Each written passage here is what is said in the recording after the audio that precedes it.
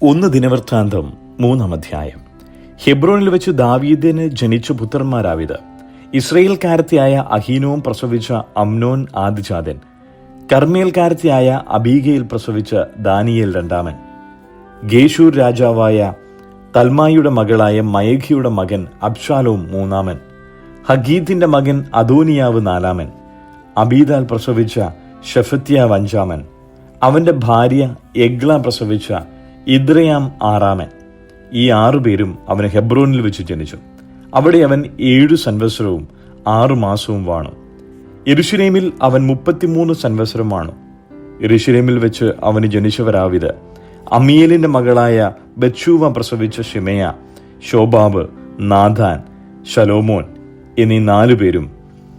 ഇബ്ഹാൻ, Elishama, എലീഫെലെത്ത്, Nogah, നേഫഗ്, യാഫിയ, Elishama, എല്യാദ, എലീഫെലേത്ത് എന്നീ 9 പേരും. വെപ്പാട്ടികളുടെ പുത്രന്മാരൊഴികെ ദാവീദിൻ പുത്രന്മാരൊക്കെയും ഇവരത്രേ. Tamar അവരുടെ സഹോദരിയായിരുന്നു.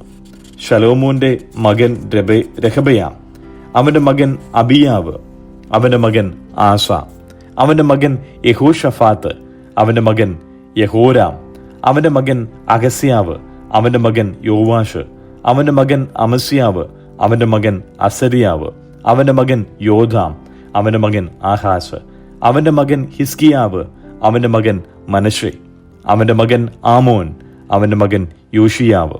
യോഷിയാവിന്റെ പുത്രന്മാർ: ആദ്യജാതൻ യോഹാനാൻ, രണ്ടാമൻ യഹോയാക്കീം, മൂന്നാമൻ സിദക്കിയാവ്, നാലാമൻ ശല്ലൂം. യഹോയാക്കീമിന്റെ പുത്രന്മാർ: അവന്റെ മകൻ യെഖൊന്യാവ്, അവന്റെ മകൻ സിദക്കിയാവ്. ബദ്ധനായ യെഖൊന്യാവിന്റെ പുത്രന്മാർ: അവന്റെ മകൻ ഷയൽതീയേൽ, മൽക്കീരാം, പെദായാവ്, ശെനസർ, യെഖന്യാവ്, ഹോഷാമ, നദബ്യാവ്. പെദായാവിന്റെ മക്കൾ സെരുബാബേൽ, ശിമെയി. സെരുബാബേലിന്റെ മക്കൾ മെഷുല്ലാം, ഹനന്യാവ്, അവരുടെ സഹോദരി ശലോമീത്ത് എന്നിവരും. ഹഷൂബ, ഓഹേൽ, ബേരഖ്യാവ്, ഹസദ്യാവ്, യൂഷബ്, ഹേസദ് എന്നീ 5 പേരും തന്നെ. ഹനന്യാവിന്റെ മക്കൾ പെലദ്യാവ്, യെശയ്യാവ്. ദെഫായാവിന്റെ മക്കൾ അർണാവിന്റെ മക്കൾ, ഓബദ്യാവിന്റെ മക്കൾ, ഷെഖന്യാവിന്റെ മക്കൾ. ഷെഖന്യാവിന്റെ മക്കൾ ഷെമയ്യാവ്. ഷെമയ്യാവിന്റെ മക്കൾ ഹത്തൂഷ്, ഇഖാൽ, ബാരിഹ്, നെയര്യാവ്, ഷാഫാത്ത്. ഇങ്ങനെ 6 പേർ. നെയമ്യാവിന്റെ മക്കൾ എല്യോവേനായ ഹിസ്കിയാവ്, അസ്രീക്കാം. ഇങ്ങനെ 3 പേര്. എല്യോവേനായിയുടെ മക്കൾ ഹോദവ്യാവ്, എല്യാഷീബ്, പെലായാവ്, അക്കൂബ്, യോഹനാൻ, ദലായാവ്, അനാനി. ഇങ്ങനെ 7 പേർ. 1 ദിനവൃത്താന്തം 4-ാം അധ്യായം. യഹൂദയുടെ പുത്രന്മാർ: പേരസ്, ഹെസ്രോൻ, കർമ്മി, ഹൂർ, ശോബൽ. ശോബലിന്റെ മകൻ രയായാവ് യഹത്തിനെ ജനിപ്പിച്ചു. യഹത്ത് അഹൂമായിയെയും ലാഹദിനെയും ജനിപ്പിച്ചു. ഇവർ സോരഥ്യരുടെ കുലങ്ങൾ. ഏദാമിന്റെ അപ്പനിൽ നിന്നുത്ഭവിച്ചവർ ഇവർ: ഇസ്രയേൽ, ഇഷ്മ, ഇത്ബാഷ്, അവരുടെ സഹോദരിയായ ഹെസലോപോനി എന്നു പേർ. പെനുവേൽ ഗദൂരിന്റെ അപ്പനും ഏസർ ഹൂഷിയുടെ അപ്പനുമായിരുന്നു. ഇവർ ബെത്ലഹേമിന്റെ അപ്പനായ എഫ്രാത്തയുടെ ആദ്യജാതനായ ഹൂരിന്റെ പുത്രന്മാർ. തെക്കോവയുടെ അപ്പനായ അഷൂരിന് ഹേല, നയര എന്ന് 2 ഭാര്യമാരുണ്ടായിരുന്നു. നയര അവന് അഹൂസാം, ഹേഫർ, തേമനി, ഹായഹസ്, താരി എന്നിവരെ പ്രസവിച്ചു. ഇവർ നയരയുടെ പുത്രന്മാർ. ഹേലയുടെ പുത്രന്മാർ സീരത്ത്, യഹൂഹസ്, എത്നാൻ, കോസ്, അനൂബിനെയും സേബബയെയും ഹാരൂമിന്റെ മകനായ അഹർഹേലിന്റെ കുലങ്ങളെയും ജനിപ്പിച്ചു. യബ്ബേസ് തന്റെ സഹോദരന്മാരെക്കാൾ ഏറ്റവും മാന്യൻ ആയിരുന്നു. അവന്റെ അമ്മ: ഞാൻ അവനെ വ്യസനത്തോടെ പ്രസവിച്ചു എന്ന് പറഞ്ഞ് അവന് യബ്ബേസ് എന്നു പേരിട്ടു. യബ്ബേസ് ഇസ്രയേലിലെ ദൈവത്തോട്: നീ എന്നെ നിശ്ചയമായി അനുഗ്രഹിച്ച് എന്റെ അതിർ വിസ്താരമാക്കുകയും നിന്റെ കൈ എന്നോടുകൂടി ഇരുന്ന് അനർത്ഥം എനിക്ക് വ്യസനകാരണമായി തീരാതെ വണ്ണം എന്നെ കാക്കുകയും ചെയ്താൽ കൊള്ളായിരുന്നു എന്ന് അപേക്ഷിച്ചു. അവൻ അപേക്ഷിച്ചതിനെ ദൈവം അവന് നൽകി. ഷൂഹിയുടെ സഹോദരനായ കെലൂബ് മെഹീരിനെ ജനിപ്പിച്ചു. അവൻ എസ്തോദിന്റെ അപ്പൻ. എസ്തോദ് ബേറ്റ് രാഫയെയും പാസഹയെയും ഈർ നാഹാഷിന്റെ അപ്പനായ തെഹിന്നെയും ജനിപ്പിച്ചു. ഇവർ രേഖാനിവാസികൾ ആകുന്നു. കെനസീന്റെ പുത്രന്മാർ ഒദ്നിയേൽ, സെരായാവ്. ഒദ്നിയേലിന്റെ പുത്രന്മാർ ഹദത്ത്, മെയോനോദയി, ഒഫ്രയെ ജനിപ്പിച്ചു. സെരായാവ് ഗേ ഹരാഷീമിന്റെ അപ്പനായ യോവാബിനെ ജനിപ്പിച്ചു. അവൻ കൗശലപ്പണിക്കാരനായിരുന്നുവല്ലോ. യെഫുന്നയുടെ മകനായ കാലേബിന്റെ പുത്രന്മാർ ഈരു, ഏല, നായം. ഏലായുടെ പുത്രന്മാർ കെനസ്, എഹലേലിന്റെ പുത്രന്മാർ സീഫ്, സീഫ, തീര്യ, അസറിയേൽ. എസ്രയുടെ പുത്രന്മാർ ഏഥർ, മേരത്, ഏഫർ, യാലോൻ എന്നിവരായിരുന്നു. അവൾ മിര്യാമിനെയും ഷമ്മയെയും എസ്തോമോവിയുടെ അപ്പനായ ഇഷ്ബഹിനെയും പ്രസവിച്ചു. അവന്റെ ഭാര്യയായ യഹൂദിയ ഗദോരിന്റെ അപ്പനായ യോരദിനെയും സോഖോവിന്റെ അപ്പനായ ഹേബറിനെയും ഷാനോഖയുടെ അപ്പനായ രഖൂദിയിനെയും പ്രസവിച്ചു. ഇവരാകുന്നു മേരത് പരിഗ്രഹിച്ച ഫറവോന്റെ മകളായ ബിദ്ധിയുടെ പുത്രന്മാർ. നഹമിന്റെ സഹോദരിയും ഹോദിയാമിന്റെ ഭാര്യയുമായവളുടെ പുത്രന്മാർ ഗർമ്മ്യനായ കെയിലയുടെ അപ്പനും മയഖ്യാനായ എസ്തവോമയും തന്നെ. ഷീമോന്റെ പുത്രന്മാർ അമ്നോൻ, റിന്ന, ബെൻഹാനാൻ, തീലോൻ. ഇഷിയുടെ പുത്രന്മാർ സോഹേത്ത്, ബെൻ സോഹേത്ത്. യഹൂദയുടെ മകനായ ഷേലയുടെ പുത്രന്മാർ ലേഖിയുടെ അപ്പനായ ഏരും, മാരേഷിയുടെ അപ്പനായ ലതയും. ബേത് അക്ഷയിൽ ഷണപടം നെയ്യുന്ന കൈത്തൊഴിൽക്കാരുടെ കുലങ്ങളും യോക്കീമും കോസേബ നിവാസികളും. മോവാബിൽ അധികാരമുണ്ടായിരുന്ന യോവാഷ്, സാരാഫ് എന്നിവരും യാശൂബി ലേഖമും തന്നെ. ഇവ പുരാണ വൃത്താന്തങ്ങൾ അല്ലോ. ഇവർ നെഥായിമിലും ഗദേരയിലും പാർത്ത കൃഷവന്മാർ ആയിരുന്നു. അവർ രാജാവിനോട് കൂടെ അവന്റെ വേല ചെയ്യുവാൻ അവിടെ പാർത്തു. ഷിമയോന്റെ പുത്രന്മാർ നെമുവേൽ, യാമീൻ, യാരീബ്, സേരഹ്, ഷൗൽ. അവന്റെ മകൻ ഷല്ലൂം. അവന്റെ മകൻ മിബ്ഷാം. അവന്റെ മകൻ മിഷ്മ. മിഷ്മായുടെ പുത്രന്മാർ അവന്റെ മകൻ ഹമുവേൽ. അവന്റെ മകൻ സക്കൂർ. അവന്റെ മകൻ ഷിമെയി. ഷിമെയിക്ക് 16 പുത്രന്മാരും 6 പുത്രിമാരും ഉണ്ടായിരുന്നു. എങ്കിലും അവന്റെ സഹോദരന്മാർക്ക് അധികം മക്കളില്ലായകയാൽ അവരുടെ കുലമെല്ലാം യഹൂദ മക്കളോളം വർദ്ധിച്ചില്ല. അവർ ബേർഷേബയിലും മൊലാദിയിലും ഹസർ ഷൂവാലിലും ബിൽഹിയിലും ഏസുമിലും തോലാദിലും ബെദുവേലിലും ഹോർമായിലും സിക്ലാഗിലും ബേത് മർക്കോബോത്തിലും ഹസർ സൂസീമിലും ബേത് ബിരിലും ഷയരീമിലും പാർത്തു. ഇവ ദാവീദിന്റെ വാഴ്ച വരെ അവരുടെ പട്ടണങ്ങൾ ആയിരുന്നു. അവരുടെ ഗ്രാമങ്ങൾ ഏഥാം, ആയീൻ, റിമ്മോൻ, റോഖൻ, ആശാൻ, ഇങ്ങനെ 5 പട്ടണവും. ഈ പട്ടണങ്ങളുടെ ചുറ്റും ബാൽ വരെ അവയ്ക്കുള്ള സകല ഗ്രാമങ്ങളും തന്നെ. ഇവ അവരുടെ വാസസ്ഥലങ്ങൾ. അവർക്ക് സ്വന്തം വംശാവലിയും ഉണ്ടായിരുന്നു. മെഷോബാബ്, എംലേക്, അമസ്യാവിന്റെ മകനായ യോഷ, യോവേൽ, അസിയേലിന്റെ മകനായ സെരായാവിന്റെ മകനായ യോഷിബ്യാബിന്റെ മകനായ യേഹു, എല്യോവേനായ യയക്കോബ, യശോഹായവ്, അസായാവ്, അധീയേൽ, യസീമിയേൽ, ബെനായാവ്, ഷെമയാവിന്റെ മകനായ ഷിമ്രിയുടെ മകനായ യദയാവിന്റെ മകനായ അല്ലോന്റെ മകനായ ഷിഫിയുടെ മകനായ സീസ. പേർ വിവരം പറഞ്ഞിരിക്കുന്ന ഇവർ തങ്ങളുടെ കുലങ്ങളിൽ പ്രഭുക്കന്മാരായിരുന്നു. അവരുടെ പിതൃഭവനങ്ങൾ ഏറ്റവും വർദ്ധിച്ചിരുന്നു. അവർ തങ്ങളുടെ ആട്ടിൻകൂട്ടങ്ങൾക്ക് മേച്ചൽ തിരയേണ്ടതിന് ഗേദോർ പ്രവേശത്തോളം താഴ്വരയുടെ കിഴക്കുവശം വരെ യാത്ര ചെയ്തു. അവർ പുഷ്ടിയുള്ളതും നല്ലതുമായ മേച്ചൽ കണ്ടെത്തി. ദേശം വിസ്താരവും സ്വസ്ഥതയും സമാധാനവും ഉള്ളതായിരുന്നു. അവിടുത്തെ പൂർവ്വനിവാസികൾ ഹാം വംശക്കാരായിരുന്നു. പേർ വിവരം എഴുതിയിരിക്കുന്ന ഇവർ യഹൂദ രാജാവായ എസ്കിയേവാമിന്റെ കാലത്ത് അവിടെ ചെന്ന് അവരുടെ കൂടാരങ്ങളെയും അവിടെ ഉണ്ടായിരുന്ന മെയൂര്യരെയും ആക്രമിച്ചു. ഇന്നുവരെ അവർക്ക് നിർമൂലനാശം വരുത്തുകയും അവിടെ തങ്ങളുടെ ആട്ടിൻകൂട്ടങ്ങൾക്ക് മേച്ചിലുള്ളതുകൊണ്ട് അവർക്ക് പകരം പാർക്കുകയും ചെയ്തു. ശിമയോന്യരായ ഇവരിൽ 500 പേർ ശിഷിയുടെ പുത്രന്മാരായ പെലദ്യാവ്, നെയര്യാവ്, ദെഫായാവ്, ഉസിയേൽ എന്നീ തലവന്മാരോടുകൂടെ സെയീർ പർവ്വതത്തിലേക്ക് യാത്ര ചെയ്തു. അവർ അമാലേക്യരിൽ ചാടിപ്പോയിരുന്ന ശിഷ്ടജനത്തെ വെട്ടിക്കൊന്ന് ഇന്നുവരെ അവിടെ പാർക്കുന്നു. എസെക്കിയേലിന്റെ പുസ്തകം 29-ാം അധ്യായം.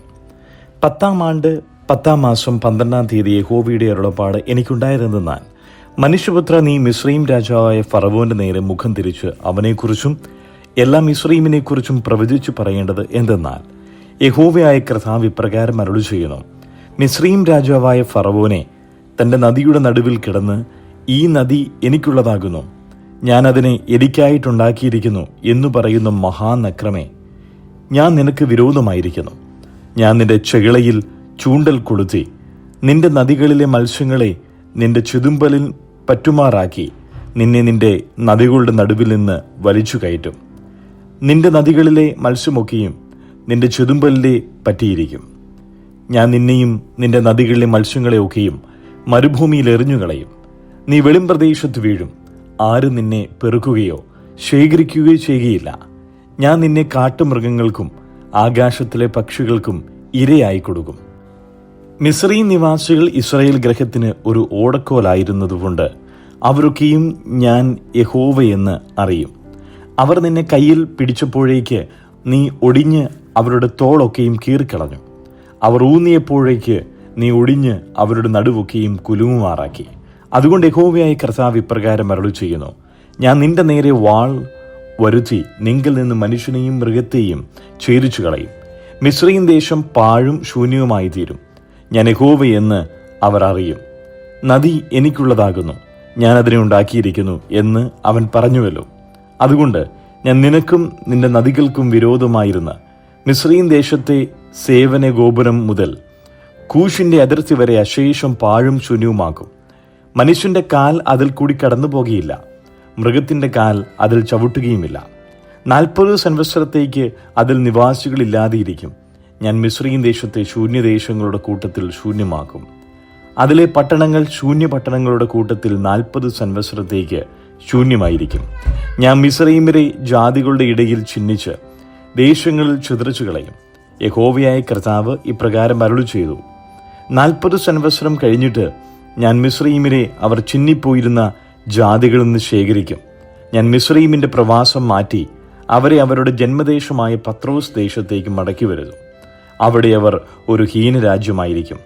അവർ രാജ്യങ്ങളിൽ വെച്ച് അതിഹീനമായിരിക്കും. ഇനി ജാതികൾക്ക് മേലായി അത് തന്നെത്താൻ ഉയർത്തുകയുമില്ല. അവർ ജാതികളുടെ മേൽ വാഴാതെ വണ്ണം ഞാൻ അവരെ കുറിച്ചു കളയും. ഇസ്രായേൽ ഗൃഹം തിരിഞ്ഞ് അവരെ നോക്കുമ്പോൾ അത് ഇനി അവരുടെ അകൃത്യം ഓർമ്മിപ്പിക്കുന്നതായൊരു ശരണമായിരിക്കുകയില്ല. ഞാൻ യഹോവയായ കർത്താവെന്ന് അവർ അറിയും. 27-ാം ആണ്ട് 1-ാം മാസം 1-ാം തീയതി യഹോവയുടെ അരുളപ്പാട് എനിക്കുണ്ടായതെന്തെന്നാൽ, മനുഷ്യപുത്ര, ബാബേൽ രാജാവായ നെബൂഖദ്നേസർ സോരിന്റെ നേരെ തന്റെ സൈന്യത്തെ കൊണ്ട് വലിയ വേല ചെയ്യിച്ചു. എല്ലാ തലയും കഷണ്ടിയായി, എല്ലാ ചുമലും തോലു ഉരിഞ്ഞുപോയി. എങ്കിലും സൂര്യന് വിരോധമായി ചെയ്ത വേലയ്ക്ക് അവനോ അവന്റെ സൈന്യത്തിനോ അവിടെ നിന്റെ രാജ്യം സമുദ്രമധ്യേ. അതുകൊണ്ട് യഹോവയായ ഞാൻ മിസ്രയീം ദേശത്തെ ബാബേൽ രാജാവിലെ സരള മരം കൊണ്ട് അവർ നിന്റെ പാർശ്വം അവൻ അതിനെ സമ്പത്താകേണ്ടതിന് കൊള്ളയിട്ട് ദേവദാരുക്കളെ കൊണ്ടുവന്നു. അത് അവന്റെ ബാശാനിലെ കരുവേലം കൊണ്ട് ഞാൻ അവന് മിസ്രയീം തണ്ടുകളെ ഉണ്ടാക്കി. അവൻ പുന്നമരത്തിൽ അവർ എനിക്കായിട്ടല്ലോ പ്രവർത്തിച്ചത്. നിനക്ക് കൊടിയായിരിക്കും. അന്നാളിൽ ഞാൻ ഇസ്രായേൽ ഗ്രഹത്തിൽ കൊമ്പും നിന്നുള്ള വിചിത്ര അവരുടെ നടുവിൽ ഉണ്ടാക്കി. നിനക്ക് തുറന്ന വായു എലീഷാ ദ്വീപുകളിൽ നിന്നുള്ള രക്താംബരവും നിന്റെ സീദോനിലെയും സർവാധിയുടെ മനുഷ്യപുത്ര പ്രവചിച്ചുണ്ടായിരുന്ന നിന്റെ മാലൂമികൾ അയ്യോ, ഗബലിലെ മൂപ്പന്മാരും ജ്ഞാനികളും പണിക്കാരായിരുന്നു. എല്ലാ കപ്പലുകളും അത് കപ്പൽക്കാരും ജാതികളുടെ കാലം തന്നെ അതിലുണ്ടായിരുന്നു. മിസ്രയീമിൽ നിഹിതന്മാർ വീഴുകയും അവർ അതിലെ സമ്പത്ത് അപഹരിക്കുകയും അതിന്റെ അടിസ്ഥാനങ്ങൾ ഇടിക്കുകയും ചെയ്യും. അർവാദ്യർ നിന്റെ സൈന്യത്തോടുകൂടെ അതിവേദനയുടെ മതിലുകളിൽ കൂശിരും ഗമ്മാത്യർ നിന്റെ ഗോപുരങ്ങളിലും ഉണ്ടായിരുന്നു. സമ്മിശ്ര ജാതികളുടെ മതിലുകളിൽ മേൽ കൂബിരും ചുറ്റും സരിതൂക്കിപ്പെട്ട നിന്റെ സൗന്ദര്യത്തെ പരിപൂർണ്ണ അവരോടുകൂടെ വാൾ കൊണ്ട് സകലവിധ യഹോവ അരുളി ചെയ്യുന്നു: മിസ്രയീമിനെ താങ്ങുന്നവർ വെള്ളിയും ഇരുമ്പ് അതിന്റെ വെള്ളിയും പ്രതാപം കാരിയും എന്നിവ പകരം തന്നു. അവർ എന്നിവർ നിന്റെ വ്യാപാരികളായിരുന്നു. അവർ ആളുകളെയും താമ്രസാധനങ്ങളെയും ചരക്കിന് പകരം തന്നു. അതിലെ പട്ടണങ്ങൾ നിന്റെ ചരക്കിന് പകരം കുതിരകളെയും ഞാൻ മിസ്രയീമിലെയും അതിന്റെ സഹായക്കാരൊക്കെ നിന്റെ വ്യാപാരികളായിരുന്നു. ഞാൻ യഹോവ. അനേകം ദ്വീപുകൾ നിന്റെ അധീനതയിലെ വ്യാപാര ദേശങ്ങളായിരുന്നു. അവർ ആനക്കൊമ്പും കരിമരവും കപ്പലുകളിൽ കയറി എന്റെ മുമ്പിൽ നിന്ന് നിന്റെ പണിത്തരങ്ങളുടെ പെരുപ്പ് നിമിത്തം മിസ്രയീമിലെ നാളിന്റെ വ്യാപാരിയായിരുന്നു. അവർ മരതകവും ധൂമ്രവസ്ത്രവും വിചിത്രവസ്ത്രവും പത്മരാഗവും ഞാൻ ബാബേൽ രാജാവായ നെബൂഖദ്നേസർ യഹൂദയും ഇസ്രായേൽ ദേശവും പുരുഷന്റെ വ്യാപാരികളായിരുന്നു. അവർ നശിപ്പിക്കേണ്ടതിന് ഗോതമ്പും അവനോടുകൂടെ ജാതികളിൽ എണ്ണയും പരിമള തൈലവും അവന്റെ ജനത്തിന് തന്നു. അവർ നിന്റെ പണിതരങ്ങളുടെ നിഹതന്മാരെ സകലവിധ സമ്പത്തിന്റെയും നദികളെ വറ്റിച്ച് ദുഷ്ടന്മാരുടെ വിറ്റുകളെ ആട്ടുരോമവും ദേശത്തെയും അതിലുള്ള സകലത്തെയും ഞാൻ അന്യജാതികളുടെ കയ്യിൽ നിന്റെ ചരക്ക് വ്യാപാരം ചെയ്തു. അത് അരുളി ചെയ്ത് മിനുസമുള്ള വയമ്പും ഞാൻ വിഗ്രഹങ്ങളുടെ കൂട്ടത്തിലുണ്ടായി. അവരുടെ പടം കൊണ്ട് നിന്റെ വ്യാപാരിയായി. മിസ്രയീം ദേശത്ത് അറബികളും കേദാർമാരൊക്കെയും ഞാൻ മിസ്രയീം ദേശത്ത് വ്യാപാരം വരുത്തും. ഞാൻ പത്രോസിനെ ശൂന്യമാക്കും, സോവാന് തീ വയ്ക്കും, അവർ ന്യായവിധി നടത്തും. കോട്ടയായ വ്യാപാരികൾ നിന്റെ ഞാൻ എന്റെ ക്രോധം പകരും. അവർ കളയും. സകലവിധ പൊന്നും നിന്റെ ചരക്കിന് പകരം അതിവേദനയിലാകും. ആരാനും നോവ് പിളർന്നു പോകും. നോഫിന് പകൽ സമയത്ത് വ്യാപാരികളും അശൂർമതും യൗവനക്കാർ അവർ വിശിഷ്ട സാധനങ്ങളും അവയോ ചിത്രത്തിലേക്ക് പോകേണ്ടി വരും. പരവതാനികളുടെ മുഖം ഒടിച്ച് അവരുടെ ബലത്തിന്റെ പ്രതാപമില്ലാതെ ചരക്കിന് പകരം തന്നു. പകൽ കൊണ്ടുവന്നു. നീ അവളെയോ ഒരു സമുദ്രമധ്യേ അവളുടെ പുത്രന്മാർ പ്രവാസത്തിലേക്ക് പോകേണ്ടി വരും. ഇങ്ങനെ ഞാൻ നിന്റെ ന്യായവിധികളെ പുറംകടലിലേക്ക് കൊണ്ടുപോയി. കിഴക്കൻ കാറ്റ് സമുദ്രമധ്യേ 11-ാം ആണ്ട് 1-ാം മാസം 7-ാം നിന്റെ സമ്പത്തും ചരക്കും കപ്പൽക്കാരും മാമൂലികളും ഓരായ പണിക്കാരും സകല യോദ്ധാക്കളും നിന്റെ അകത്തുള്ള സർവ്വജനസമൂഹത്തോടും നിന്റെ വീഴ്ചയുടെ നാടേണ്ടതിന് സമുദ്രം മരുന്ന് വെച്ചു കെട്ടുകയും നിന്റെ മാമൂലികളുടെ ചെയ്യുകയും നിലവിളി കൊണ്ട് അതുകൊണ്ട് മാലുമികൾ എല്ലാവരും ഭുജങ്ങളെ ബലമുള്ളത് കരയിൽ നിൽക്കും. അവർ കൈപ്പോടെ ഉറക്ക നിലവിളിച്ച് തലയിൽ പൂഴിവാരിയിട്ട് ചാരത്തിൽ കിടന്നുകളയുകയും ചെയ്യും. നിന്നെ ചൊല്ലി ഞാൻ മിസ്രയീമിലെ ജാതികളുടെ ഇടയിൽ മനോവ്യസനത്തോടെ കൈപ്പുള്ള വിലാപത്തോടുകൂടെ ബാബേൽ രാജാവിന്റെ തങ്ങളുടെ ദുഃഖത്തിൽ അവർ നിന്നെ വാളിലെ ഒരു വിലാപന്റെ കയ്യിൽ നിന്നെ കുറിച്ച് ഞാൻ നശിച്ചുപോയ സോരിനെ പോലെ ഏതൊരു നഗരങ്ങുന്നത് പോലെ നിന്റെ ചരക്ക് മുമ്പിൽ സമുദ്രത്തിൽ നിന്ന് ഇങ്ങനെ കയറി വന്ന ബാബേൽ ഏറിയ വംശങ്ങൾക്ക് തൃപ്തി വരുത്തി സമ്പത്തിന്റെയും വ്യാപാരത്തിന്റെയും പെരുപ്പം കൊണ്ട് ബാബേൽ രാജാവിന്റെ കയ്യിൽ കൊടുത്തിട്ട് സമ്പന്നന്മാർ അവൻ അതിനെ ഇപ്പോൾ സമുദ്രത്തിൽ തകർന്നു പോയി. അവർ അറിയും. നിന്റെ അകത്തുള്ള ജനസമൂഹത്തിൽ ആഴത്തിൽ ദേശങ്ങളിൽ ചിതറിച്ചു ദ്വീപുകളൊക്കെ നിന്നെക്കുറിച്ച് സ്തംഭിച്ചു പോയി. അവരുടെ രാജാക്കന്മാർ ഏറ്റവും ഭയപ്പെട്ട് മുഖം